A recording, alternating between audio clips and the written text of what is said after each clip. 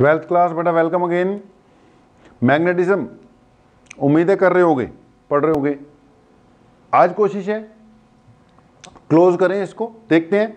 कोशिश तो है कि क्लोज इसको कर देंगे। दो पार्ट खैर रह गए अपने। पहले मैग्नेट्स पे फंसे हुए थे हम। एक अर्थ मैग्नेटिक फील्ड करना है हमने। इसमें से जहां से क्वेश्चन बनना है ना आपका, वो आपको बता देंगे, उतना कर लेना बस। एक फिर मैग्नेटिक मटेरियल्स है, वो रीडिंग वाला काम है बेटा। मैग्नेटिक मटेरियल्स वाला टोटली रीडिंग है, वो मैं बताऊंगा भी कुछ इस तरीके से कि आप कहाँ कहाँ से क्या क्या चीजें रीड कर लोगे, थोड़ा नोट कर लेना। तो मेन आज का काम अर्थ मैग्नेटिक फील्ड है। अगला भी इंपॉर्टेंट है लेकिन वो रीडिंग वाला है, वो मैंने गाइड करना है कि कहाँ कहाँ से आपको क्या क्या चीजें बेटा कर लेनी है। ओके जी, अर्थ मैग्नेटिज्म या अर्थ का मैग्नेटिक फील्ड स्टार्ट करते हैं। स्टार्टिंग में मैंने बोला था कि यार मैग्नेटिक फील्ड कई तरीकों से आ सकता है। करंट कैरिंग वायर के कारण तो आएगा ही आएगा, नेचुरली ऑकरिंग मटेरियल्स होते हैं उनके कारण आ सकता है, आर्टिफिशियली प्रिपेयर कर देते हैं मैग्नेट्स, उनके कारण आ जाता है, या फिर अर्थ का अपना क्या होता है यार, मैग्नेटिक फील्ड होता है। अर्थ के अपने मैग्नेटिक फील्ड के कारण ही तो बाकी सारे मटेरियल्स को डायरेक्शन मिलती है। और कोई भी मैग्नेट है, कहते हैं कि वो नॉर्थ साउथ डायरेक्शन की ओर क्या करता है, पॉइंट आउट करता है। तो यार अगर नॉर्थ साउथ डायरेक्शन की ओर पॉइंट आउट करता है तो उसको कोई ना कोई अट्रैक्ट कर रहा होगा उस पर्टिकुलर डायरेक्शन में, नॉर्थ में या साउथ में। अब कौन कर रहा है यार, अर्थ कर रही है। अर्थ का अपना भी मैग्नेटिक फील्ड होता है, वो भी हमने स्टडी अभी करना है। लेकिन इसको करने से पहले एक छोटी सी बात और है, लिख लेना।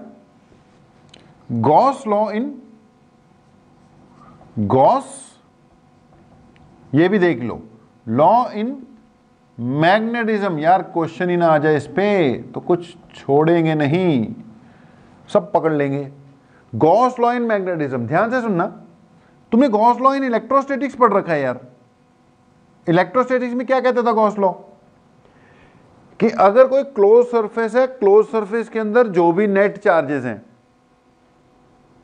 उसको देखकर आप कहते होते थे कि जो net flux through a close surface, net electric flux, क्या कहते थे, net electric flux through a close surface enclosing some net charge is equal to Q by epsilon naught, है ना। गॉस लॉ इन इलेक्ट्रोस्टैटिक्स क्या होता था कि flux किसके इक्वल है, क्यू बाय एप्सिलॉन नॉट के इक्वल है, Q net charge enclose by the close surface होता था। अब उसी से रिलेटेड ही है, बस इलेक्ट्रिक फ्लक्स की बजाय हम क्या वर्ड यूज करेंगे, मैग्नेटिक फ्लक्स यूज करेंगे। एप्सिलॉन नॉट की बजाय म्यू नॉट टाइप कुछ आना चाहिए। तो स्टेटमेंट बोल रहा हूं, बस स्टेटमेंट बोल के 2-4 मिनट में खत्म कर दूंगा, उसके बाद अर्थ के मैग्नेटिक फील्ड पे जा रहे हैं हम। तो सिंपल सी कहानी, छोटी सी बात, Gauss law in magnetism states that the net magnetic flux through a close surface, the net magnetic flux through a closed surface enclosing some magnets, वहां पे enclosing some charges होता था, अब यहां चार्ज की बजाय क्या आएगा, मैग्नेट्स आएगा ना। तो ये कहता है net electric flux through a close surface enclosing some magnets is equal to 0। यहां कोई Q by epsilon nought, mu by epsilon nought ऐसा कुछ नहीं बोलेगा। वो कह रहा net magnetic flux through a close surface enclosing some magnets या magnetic sources is equal to 0। भाई नेट मैग्नेटिक फ्लक्स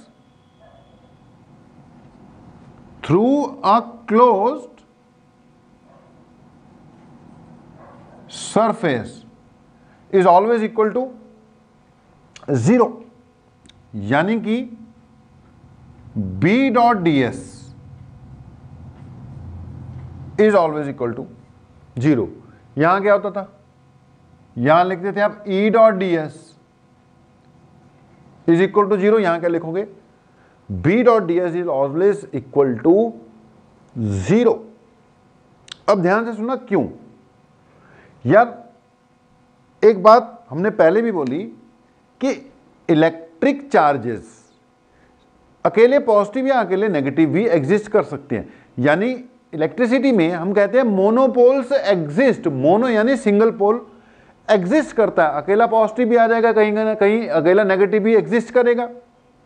बट हमने ये भी बात की हुई है यार, magnetic monopoles does not exist, magnets always exist as a dipoles. अगर भाई नॉर्थ होगा तो साउथ भी होगा, साउथ होगा तो नॉर्थ भी होगा, नॉर्थ होगा तो साउथ भी होगा। तो यार एक क्लोज सरफेस है, उसके अंदर तुमने को मैग्नेट रखा तो उसका नॉर्थ और साउथ दोनों ही आएंगे। अच्छा, दोनों की पोल स्ट्रेंथ सेम ही लेनी पड़ेगी, क्योंकि एक मैग्नेट है उसकी पोल स्ट्रेंथ तो सेम लेनी पड़ेगी। अब जब सेम ही लोगे तो उतना ही नॉर्थ है उतना ही साउथ है, नेट पोल स्ट्रेंथ इसकी कितनी आएगी? 0 आएगी मेरे भाई। नेट पोल स्ट्रेंथ 0 आएगी, इसलिए हम कहेंगे कि नेट पोल स्ट्रेंथ 0 आ गई। अब इस फार्मूले के हिसाब से जब इधर ही 0 टाइप आ गया, अगर इधर 0 टाइप आ गया तो आंसर क्या आ जाएगा? 0 ही आ जाएगा ना, क्योंकि इसके अंदर नेट पोल या नेट पोल स्ट्रेंथ आनी नहीं है, इसलिए फ्लक्स क्या रहेगी? 0। तो net magnetic flux through a close surface is always equal to 0। याद रखना भैया, कई बार क्वेश्चन आ जाता है गॉस लॉ इन मैग्नेटिज्म बताओ। अच्छा, इसी पे एक क्वेश्चन और आ जाता है कि what is its significance? Gauss law in magnetism का सिग्निफिकेंस यानी कि इसका महत्व बताओ। तो भैया इसका महत्व यही है कि it proves that magnetic monopoles does not exist. Calculate कर रहा है बंदा, एक क्लोज सरफेस लेता है और हर बार फ्लक्स कितनी आ रही है? 0 ही आ रही है। अगर हर बार फ्लक्स 0 ही आ रही है तो इसका मतलब यही है ना कि उसके अंदर नेट पोल स्ट्रेंथ कितनी आ रही है? 0 आ रही है। अब नेट पोल स्ट्रेंथ 0 आ रही है, इसका मतलब magnetic monopoles does not exist. बात खत्म कर दी, अगली बात शुरू कर रहा हूं। 2 पॉइंट याद रखने हैं बस। Statement, net magnetic flux through a closed surface enclosing some magnets is always equal to 0. Significance, it proves that magnetic monopoles does not exist.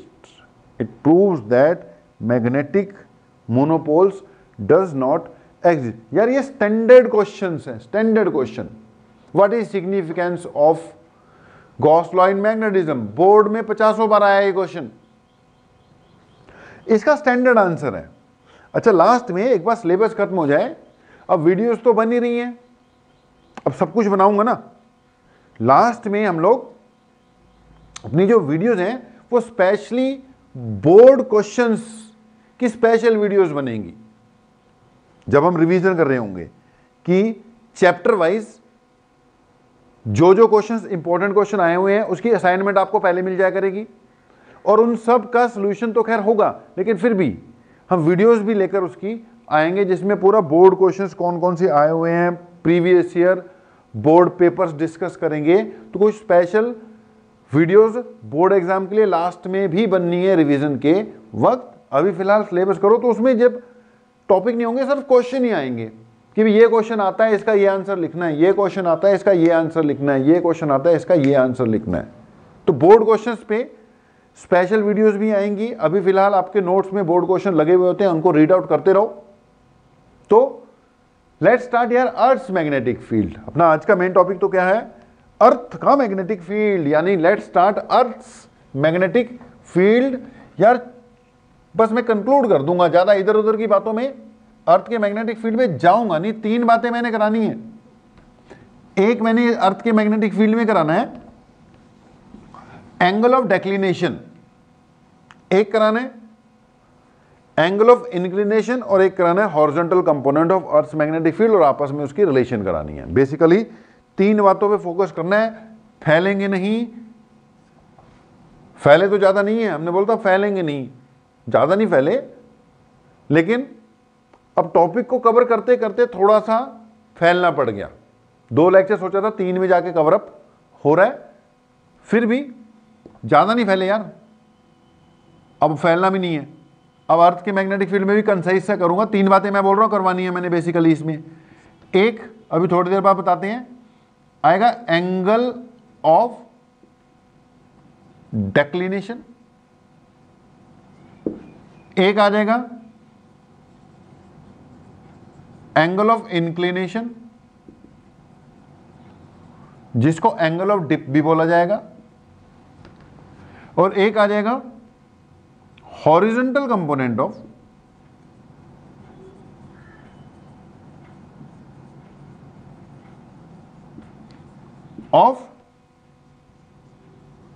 Earth magnetic field. Actually क्या है, अर्थ का मैग्नेटिक फील्ड ठीक है हो गई, होता ही है। अगर एक पर्टिकुलर जगह पर हमें अर्थ के मैग्नेटिक फील्ड को बेटा स्टडी करना है या फाइंड करना है या वैल्यू पता करनी है, तो ये तीन चीजें पता होनी चाहिए। सिर्फ उसकी मैग्नीट्यूड से मतलब नहीं होता, हमें angle of dip, angle of declination ये भी पता होना चाहिए, तब जाके अर्थ का मैग्नेटिक फील्ड टोटली स्पेसिफाई होता है कि कितना है। ओके जी, तो ये हम करेंगे। सबसे पहले आते हैं अर्थ का मैग्नेटिक फील्ड की क्या क्या थ्योरीज हैं, कि भी अर्थ का मैग्नेटिक फील्ड होता है, क्यों होता है। अब उसकी कई तरह की थ्योरीज हैं, ज्यादा हम थ्योरीज के चक्कर में नहीं पड़ेंगे। अब कई कहते हैं लोग कि अर्थ के बीचों बीच एक बड़ा सा बार मैग्नेट टाइप मैग्नेट पड़ा हुआ है, जिसके कारण अर्थ का क्या आता है, मैग्नेटिक फील्ड आता है। आप अपनी बुक्स में पढ़ना, कई तरह की थ्योरीज दी होती हैं। एक थ्योरी ये भी है कि अर्थ रोटेट करती है, ऊपर से चलती भी है। अर्थ के अंदर कई तरह के मैग्नेटिक मटेरियल्स हैं, चार्ज पार्टिकल्स हैं। अब जब अर्थ रोटेट कर रही है तो वो चार्ज पार्टिकल भी रोटेट कर रहे हैं। अब चार्ज पार्टिकल जब रोटेट करते हैं तो करंट बन जाता है, करंट के कारण मैग्नेटिक फील्ड आता है। ये भी कहानी है। कई कहते हैं कि अर्थ के अंदर मॉल्टन स्टेट में मटेरियल पड़ा हुआ है, मॉल्टन स्टेट मतलब पिघली हुई स्थिति में, उसमें कई तरह के चार्ज पार्टिकल्स हैं। वो कह रहा है कि मॉल्टन स्टेट होने के कारण मूव करते रहते हैं, जिसके कारण अर्थ का क्या आता है, मैग्नेटिक फील्ड आता है।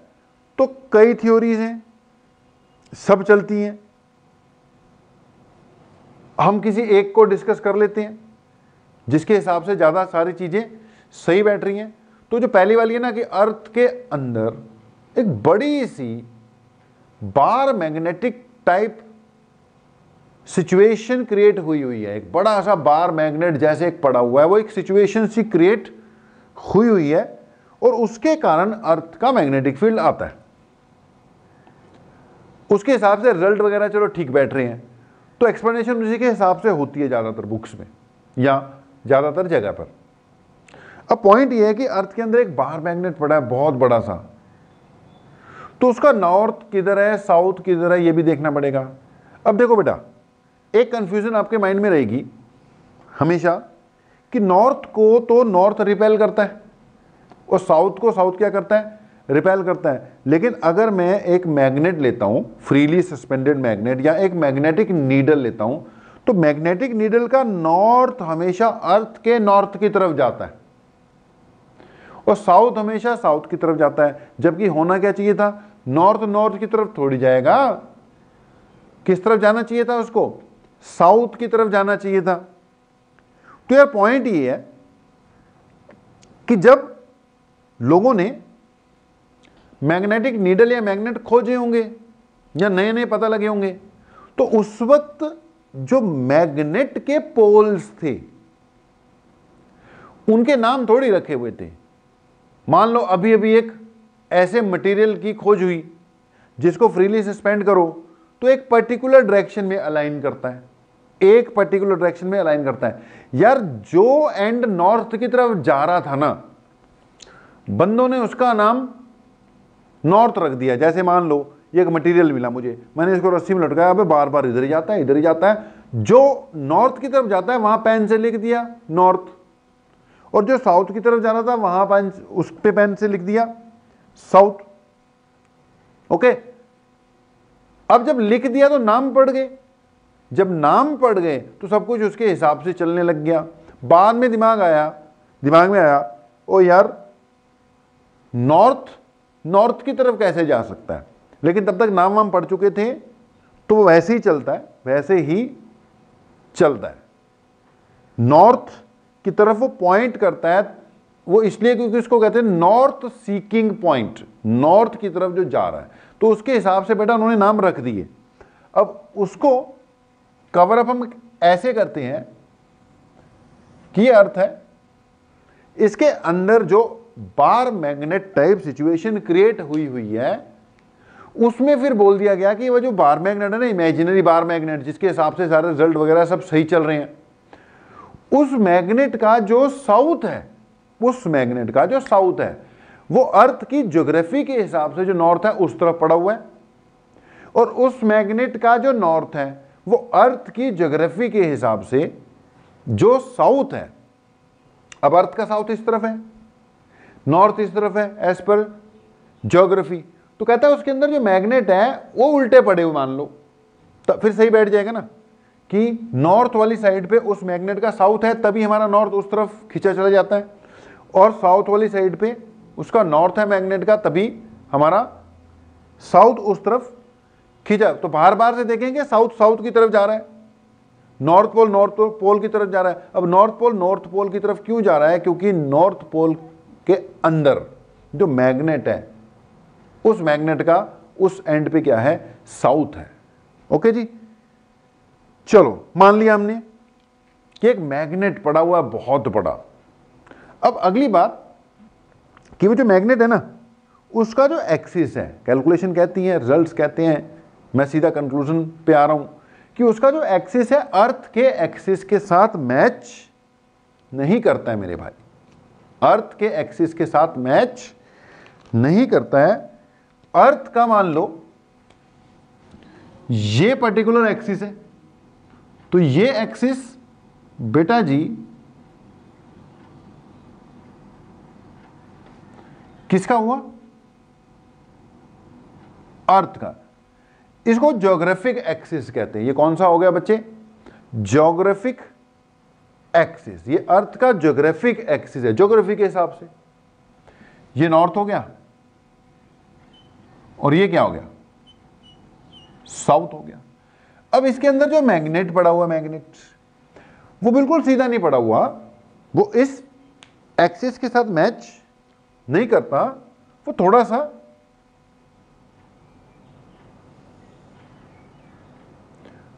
टेढ़ा पड़ा हुआ है।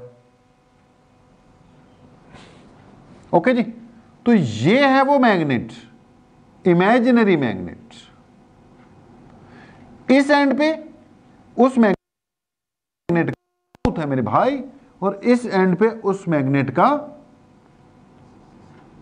नॉर्थ है। ये कहानी है। तो ये हो गया ज्योग्राफिक एक्सिस, ये हुआ जी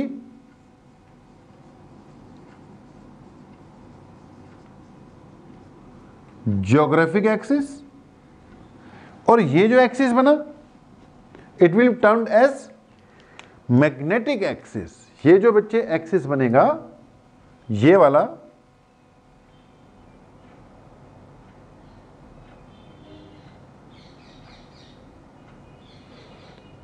it will be termed as magnetic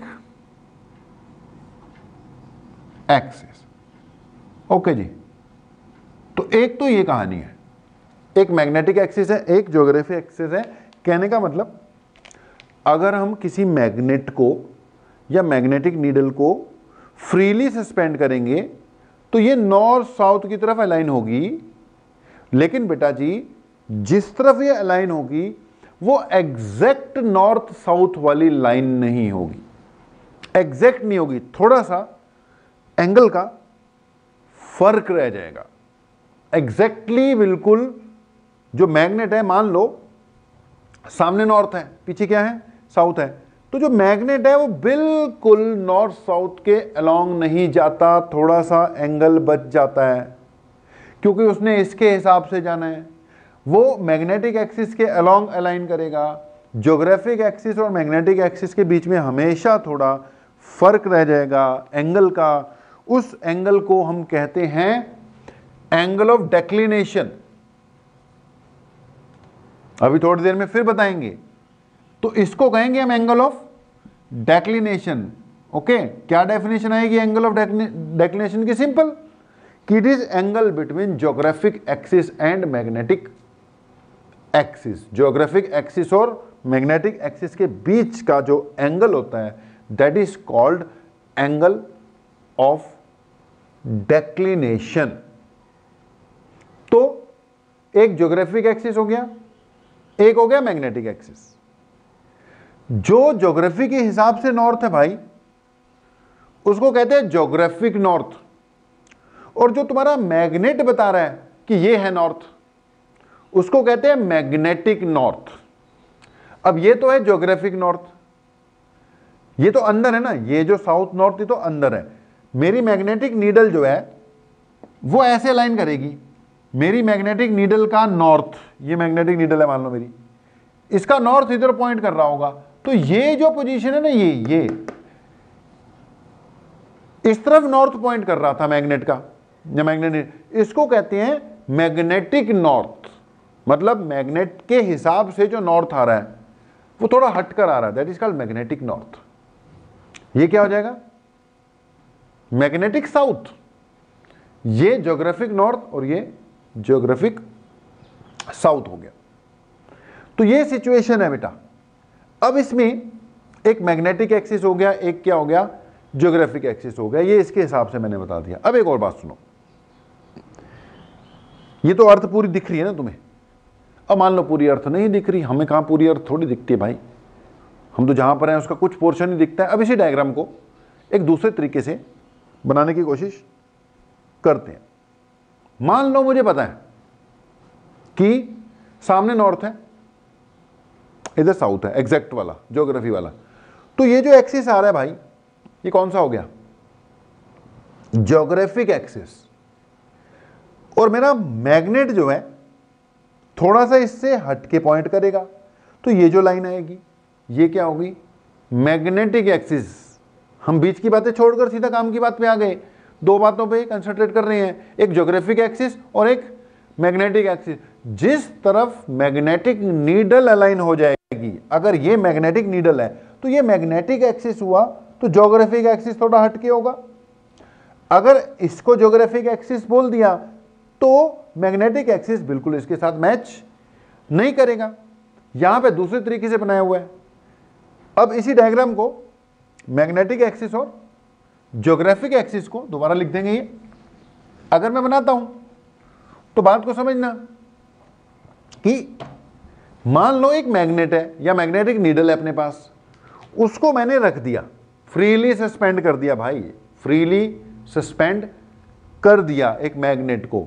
वो जिस तरफ अलाइन होगा, जिस तरफ वो अलाइन होगा, मान लो इसका नॉर्थ इस तरफ पॉइंट कर रहा है और साउथ इस तरफ पॉइंट कर रहा है मैग्नेट का, मैग्नेट का।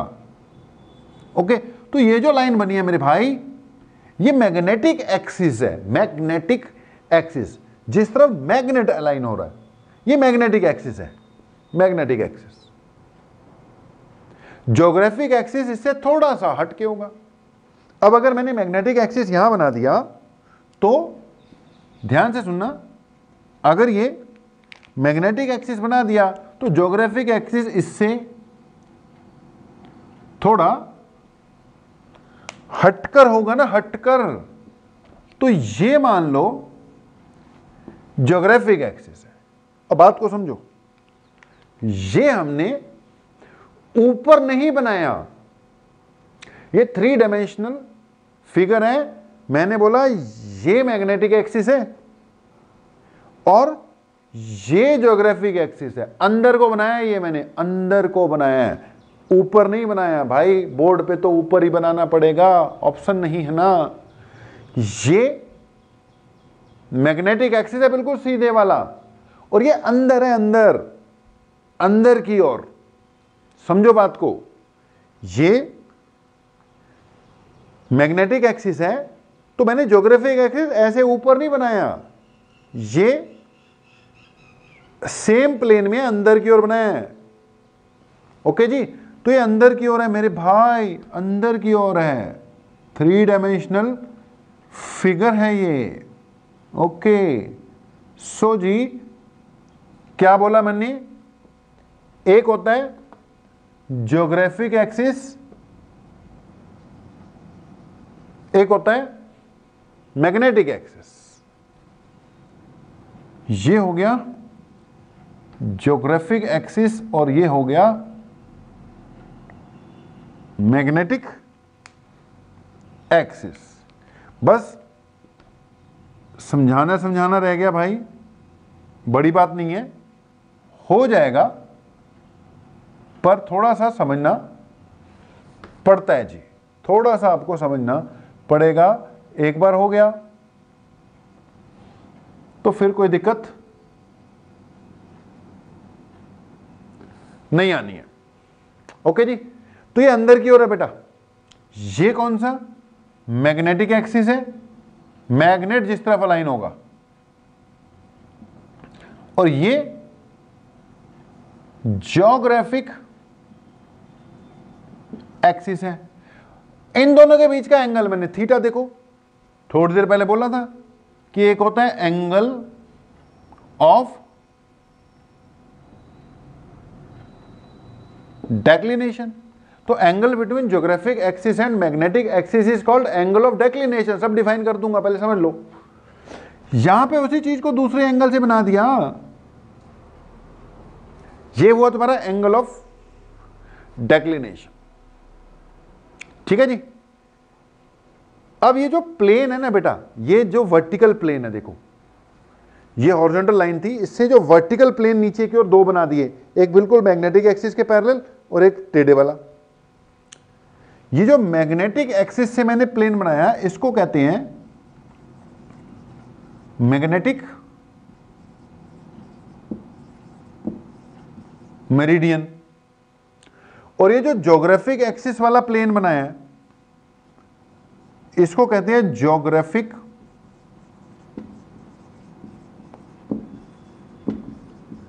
मेरिडियन। तो एक होता है मैग्नेटिक मेरिडियन, दूसरा होता है ज्योग्राफिक मेरिडियन। आप एंगल ऑफ डेक्लिनेशन की दो डेफिनेशन बना सकते हो। आप कह सकते हो angle between magnetic axis and geographic axis, या कह सकते हो angle between geographic meridian. Theta से इसको डिनोट करते हैं, और इसकी जो वैल्यू है वो ऑलमोस्ट फिक्स है, थोड़ी बहुत ही वक्त के हिसाब से ये वेरी कर रही है, करती रहती है, बट ऑलमोस्ट फिक्स है। पोजीशन के हिसाब से भी थोड़ी बहुत ही वेरी कर जाती है, लेकिन ज़्यादा इस पर फर्क नहीं पड़ता। पोजीशन मतलब अर्थ के एक कोने से, एक जगह से दूसरी जगह जाओ तो इसमें चेंजेस लगभग ना के बराबर ही आते हैं। तो geographic axis, magnetic axis, geographic meridian, magnetic meridian, और बीच में क्या डिफाइन कर दिया हमने, एंगल ऑफ डेक्लिनेशन भी बातों बातों में डिफाइन कर ही दिया। अब एक बात और सुनो, अगली बात ये कि हमने बोला कि यार अगर हम मैग्नेट को, किसी मैग्नेट को या किसी मैग्नेटिक नीडल को फ्रीली सस्पेंड करें, मतलब रस्सी बांधकर लटका दें, तो वो किस तरफ जाके अलाइन होगी, मैग्नेटिक एक्सिस के अलोंग अलाइन होगी, नॉर्थ साउथ डायरेक्शन में। अब अगली बात है कि जब तुमने इसको फ्रीली सस्पेंड कर रखा है, तो ठीक है, ये मैग्नेटिक एक्सिस था, ये मैग्नेटिक एक्सिस के अलोंग अलाइन हो गई, लेकिन ऐसी कोई गारंटी नहीं है कि बिल्कुल हॉरिजॉन्टल होगी। ये नीचे की ओर झुकी हुई भी हो सकती है, हो सकता है उसका नॉर्थ पोल नीचे की ओर झुका हो सकता है इसका साउथ पोल नीचे की ओर झुका हुआ हो। तो आपकी मैग्नेटिक नीडल है वो मैग्नेटिक एक्सिस की तरफ तो अलाइन करेगी, लेकिन हॉरिजॉन्टली होगी बिल्कुल, ऐसी कोई गारंटी नहीं है। अब मेरी जो मैग्नेटिक नीडल है वो इस तरफ पॉइंट कर रही है भाई, बिल्कुल हॉरिजॉन्टल अगर वो नॉर्थ कह रही है तो भी मैं नॉर्थ उधर ही मानूंगा, थोड़ा सा टेढ़ी है तो भी नॉर्थ में उधर ही मानूंगा, थोड़ा सा ऊपर की ओर है तो भी नॉर्थ उसी तरफ मानूंगा। अब उससे तो कोई फर्क नॉर्थ को पड़ेगा नहीं। भाई मैं कह रहा हूं कि अगर तुमने किसी मैग्नेट या मैग्नेटिक नीडल को फ्रीली सस्पेंड किया, फ्रीली, तो ऐसी कोई गारंटी नहीं है कि वो हॉरिजॉन्टल होगी। हाँ, इस बात की गारंटी है कि it will align along magnetic axis, ये मैग्नेटिक एक्सिस के अलोंग अलाइन करेगी, गारंटेड है। बट ऐसी कोई गारंटी नहीं है कि ये बिल्कुल हॉरिजॉन्टल ही रहे। अच्छा, रह भी सकती है हॉरिजॉन्टल अगर आप इक्वेटर पर हो। इक्वेटर आप जानते होंगे, बिल्कुल अर्थ के बीच में, सदर्न नॉर्थ पोल और साउथ पोल से बिल्कुल इक्वल दूरी पर। तो यार अगर तो इक्वेटर पर हो फिर ठीक है, वो हॉरिजॉन्टल रहेगी, रह भी सकती है, मैंने बोला गारंटी नहीं है कोई। अगर आप नॉर्थ के करीब हो, इक्वेटर पे नहीं हो, नॉर्थ वाली साइड पे हो, यानी नॉर्दर्न हेमिस्फेयर में हो। भाई नॉर्दर्न हेमिस्फेयर में अगर आप एक मैग्नेटिक नीडल को या किसी मैग्नेट को फ्रीली सस्पेंड करोगे तो उसका नॉर्थ पोल नीचे की ओर झुका हुआ मिलेगा और साउथ पोल ऊपर की ओर। अगर आप सदर्न हेमिस्फेयर में हुए तो साउथ पोल नीचे चले जाएगा, अब ज्यादा डायरेक्शन साउथ पोल को हो जाएगी, और नॉर्थ ऊपर की ओर, यानी हॉरिजॉन्टल तो नहीं रहेगी।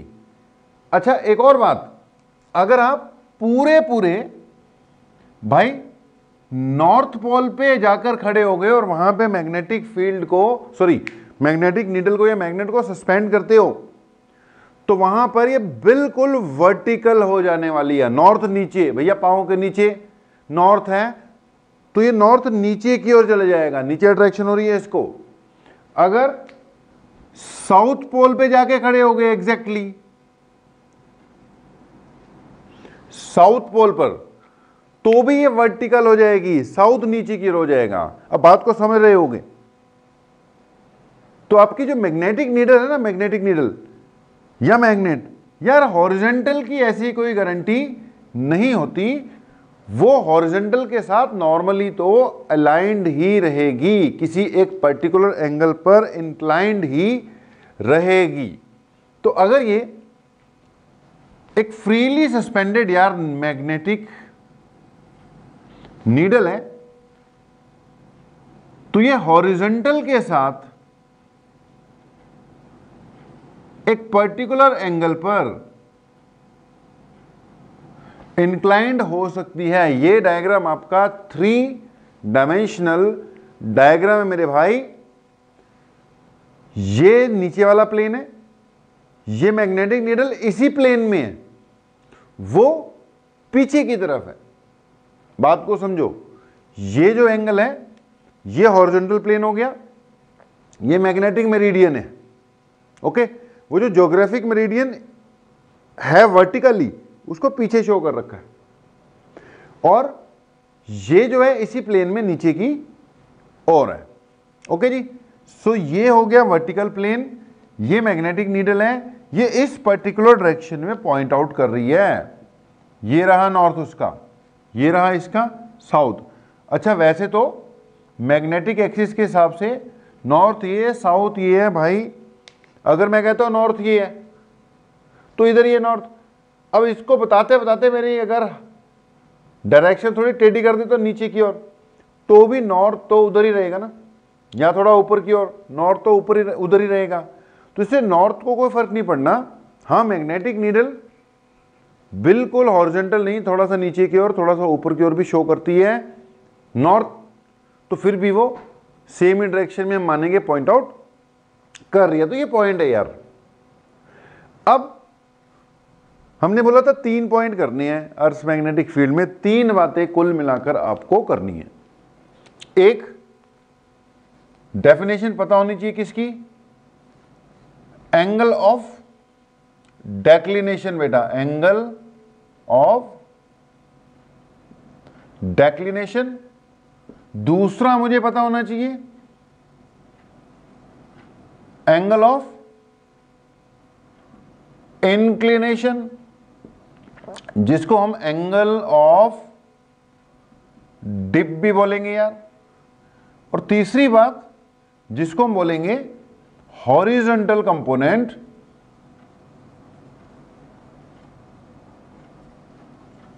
ऑफ अर्थ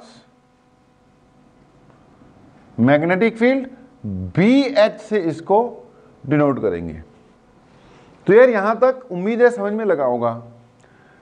अब ये तो मैंने डिफाइन कर दिया हुआ है, दो डेफिनेशन बोल दी हुई है। It is angle between geographic axis and magnetic axis. Geographic axis और मैग्नेटिक एक्सिस के बीच का जो एंगल थीटा है that is called angle of declination. इसकी वैल्यू लगभग फिक्स रहती है, ज़्यादा वेरी नहीं करती। अगर अर्थ के एक प्लेस से दूसरी प्लेस की ओर बढ़ो बहुत कम वेरिएशन होती है, ना के बराबर वेरिएशन होती है। 17 डिग्री से 22 डिग्री के बीच में ओवरऑल इसकी वेरिएशन पाई गई है। ओके जी, यहां इसको कह सकते हैं it is angle between geographic meridian and magnetic meridian. अब दूसरी डेफिनेशन पे आना बड़ी इंपॉर्टेंट है, ध्यान से सुनना, क्वेश्चन बनता है इस पे बेस। अगली डेफिनेशन है एंगल ऑफ डिप या एंगल ऑफ इंक्लिनेशन। सिंपल सी कहानी है, angle of inclination is the angle between the horizontal line and axis of freely suspended magnetic needle.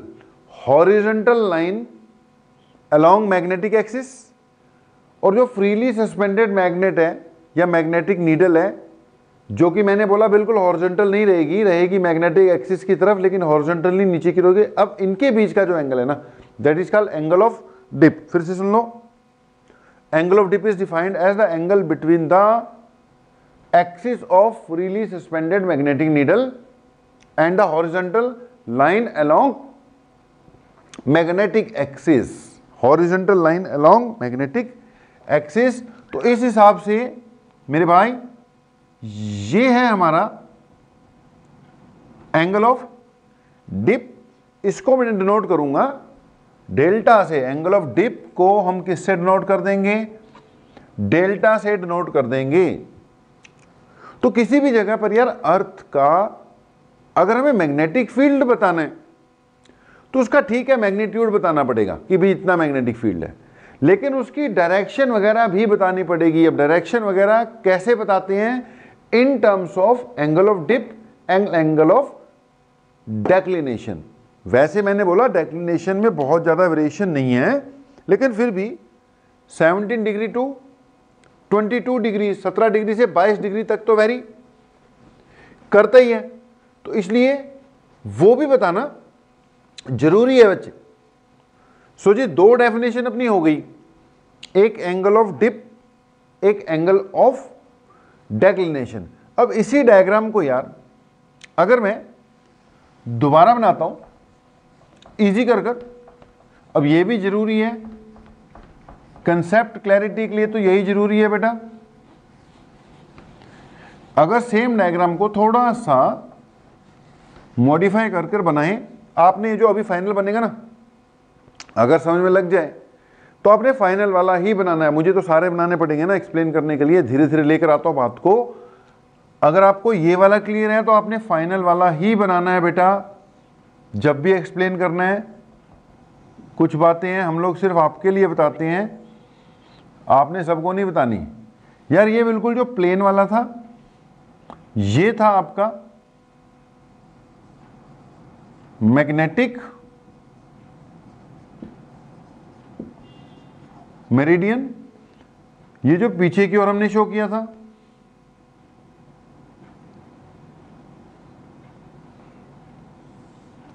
It was geographic meridian. Geographic meridian, दोनों के बीच का जो angle था ये theta ले रखा है हमने, एंगल ऑफ डेक्लिनेशन। ओके जी। अब हमारी जो फ्रीली सस्पेंडेड मैग्नेटिक नीडल थी कुछ ऐसे थी, तो ये होगी आपकी फ्रीली सस्पेंडेड मैग्नेटिक नीडल की एक्चुअल डायरेक्शन। अब बेटा किसी भी जगह पर अर्थ का मैग्नेट किस तरफ पॉइंट आउट कर रहा है, डायरेक्शन भी देखनी होती है ना। किसी भी जगह पर अर्थ का मैग्नेटिक फील्ड किस पर्टिकुलर डायरेक्शन में पॉइंट आउट कर रहा है वो आपको मैग्नेटिक नीडल की डायरेक्शन बता देगी। अगर इस जगह पे मैग्नेटिक नीडल जो कि हॉरिजॉन्टल के साथ अलाइन नहीं होती, उससे कुछ इंक्लाइंड होती है, अगर मैग्नेटिक नीडल इस तरफ बेटा पॉइंट आउट कर रही है तो इसका मतलब अर्थ का टोटल मैग्नेटिक फील्ड हमें इस पर्टिकुलर डायरेक्शन में लेना पड़ेगा। तो जिस डायरेक्शन में आपकी मैग्नेटिक नीडल पॉइंट आउट करती है उस डायरेक्शन में हमें अर्थ का नेट मैग्नेटिक फील्ड लेना पड़ता है। हमने नेट मैग्नेटिक फील्ड उसका ले लिया बी, ठीक है जी। अब अगली बात, ये हो गया नेट मैग्नेटिक फील्ड बी। इसके दो कंपोनेंट किए जा सकते हैं अब, एक अलोंग वर्टिकल डायरेक्शन, एक अलोंग हॉरिजॉन्टल डायरेक्शन। यार इसके दो कंपोनेंट किए जा सकते हैं, अलोंग वर्टिकल या अलोंग हॉरिजॉन्टल। अब इसी को हम कहते हैं horizontal component of earth magnetic field या vertical component of earth magnetic field. तो यार ये हो गया तुम्हारा बी एच, ये हो गया बी वी। बातों बातों में तीसरी बात यानी horizontal component of earth magnetic field भी आ गया जी। आपका डेफिनेशन बना सकते हो कि horizontal component of earth magnetic field is the component of Earth's magnetic field along horizontal direction. It is defined as the component of Earth's magnetic field at a particular place in horizontal direction मेरे भाई।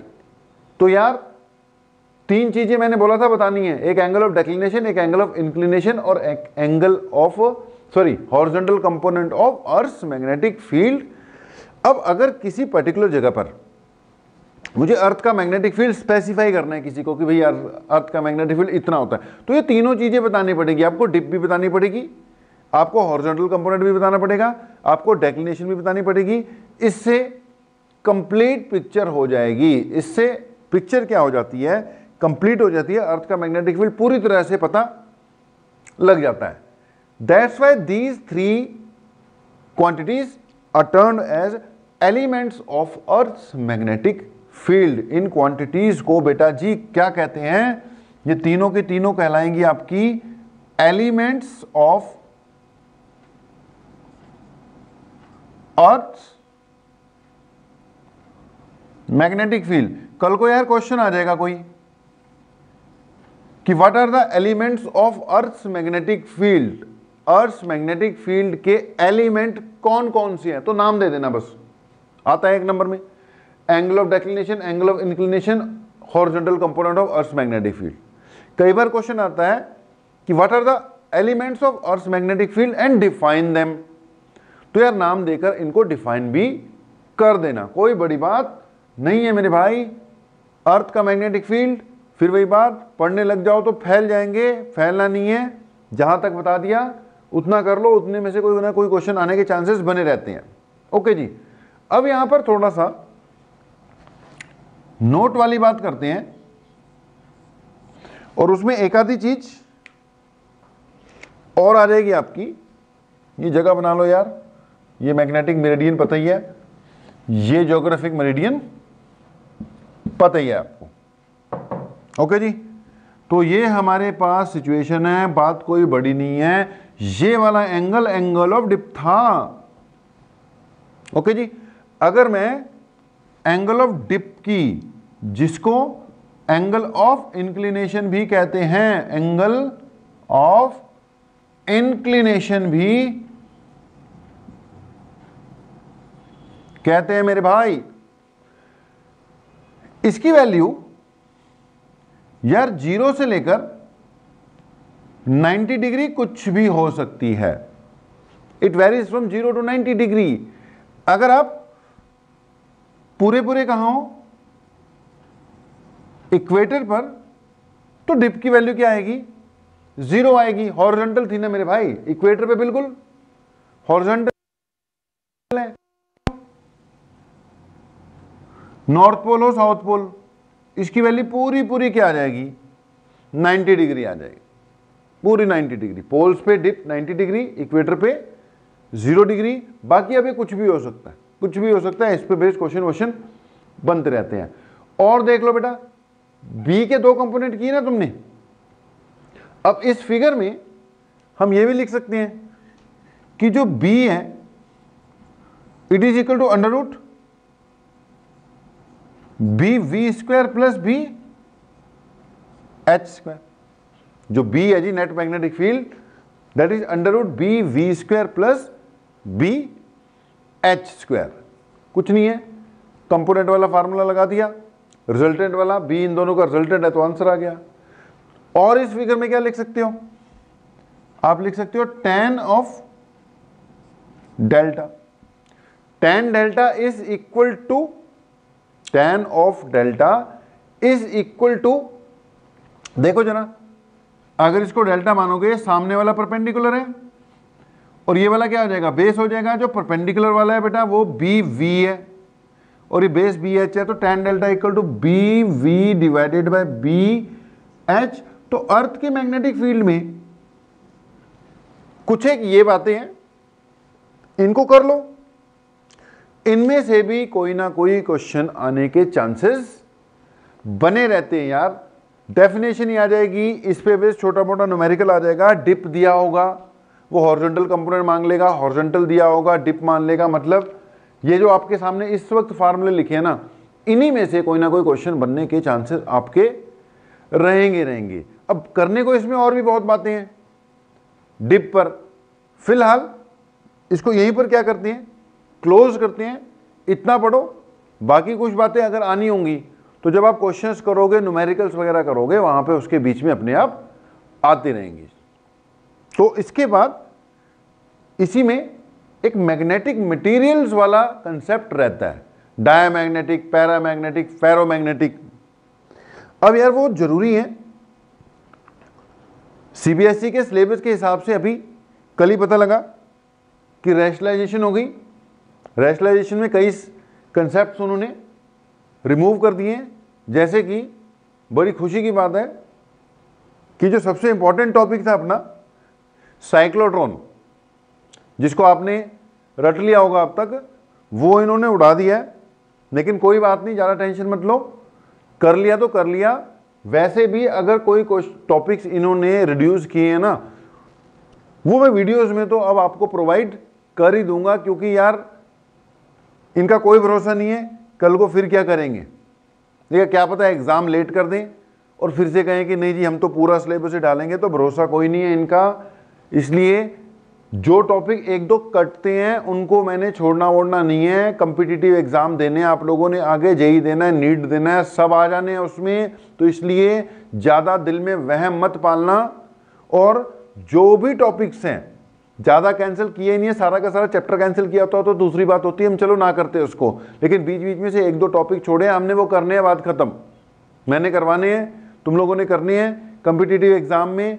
उनमें से सब पे question आएंगे और बड़े important topics हैं।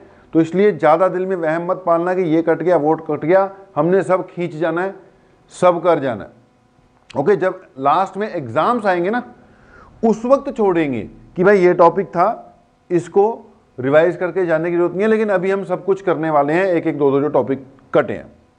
तो इसी लड़ी में अगला टॉपिक जो अपना लास्ट पार्ट है वो है मैग्नेटिक मटेरियल्स, डाया, पैरा, फेरो मैग्नेटिक मटेरियल्स। इजी वाला है, पढ़ने वाला है, कुछ एक बातें आएंगी, उसको भी कराते हैं अभी आपको।